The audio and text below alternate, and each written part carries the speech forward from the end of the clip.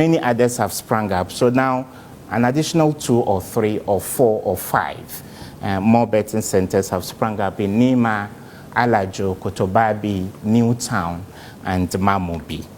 We found, among other things, a betting center called Millionaires Sports Betting Center, only 2 or 3 buildings away from Al-Firdaus, formerly Al-Muntada. And one of our great sheikhs, Sheikh Nyama, actually lives in that neighborhood. And when I start rolling the pictures, you will see his car very close to Millionaires Betting Center. So people are literally cutting our noses and smiting them on our faces. And then there are 2 betting centers in the environs of Kado Mosque and Sheikh Hussein's Mosque of Blessed Memory. There is a blatantly visible betting center only 120 meters away from the national headquarters of Al-Sunnah wal Jama'ah, close to Alaska in Mamobi.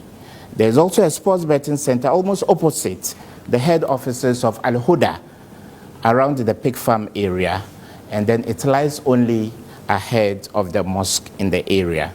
Another one is not far from the sprawling Noga Mosque at 55 in Newtown, and many others. So if the clip is ready, last time the clip, we could hear the audio, we couldn't, watch the visuals. So we did a little bit of work so that we can get the 2 running in tandem.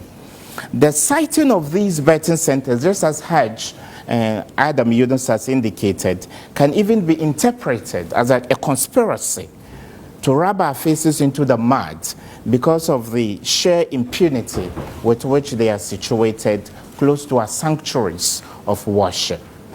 What is the way forward?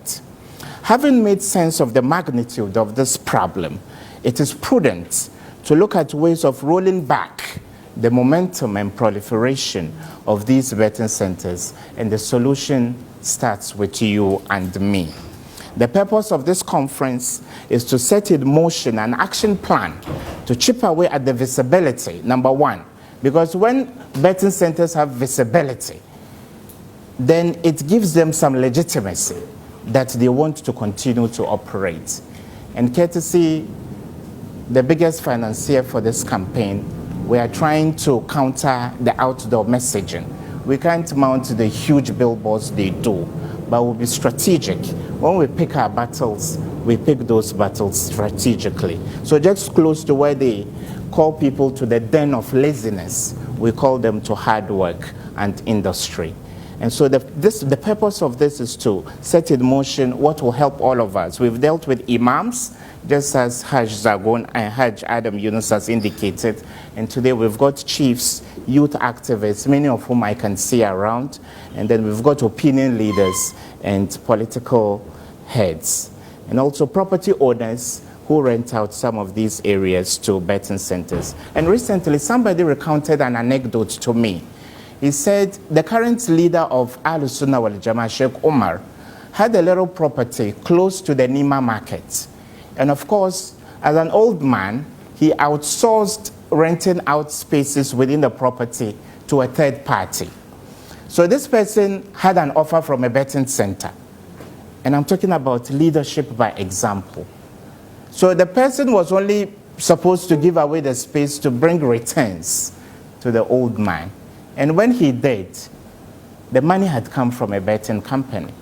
And after some time, people raised the alarm and said, "Yeah, Sheikh, this is your property and there is a betting center in it." What did the imam do? He said, return their monies to them and shut down the place. A takbir. And when we have leaders, lead by example. Many a times you go to Nima or Mamobi, you can't get a fresh parcel of land. It's an old neighborhood that is centuries old. Any betting center you see in Nima or Mamobi has been let out by somebody or sublet by somebody. And all the property owners in Nima are Muslims. So I believe the onus lies upon us to reach out to property owners in some of these communities so that we dissuade them from giving out spaces to betting centers. We at the consult hold a strong conviction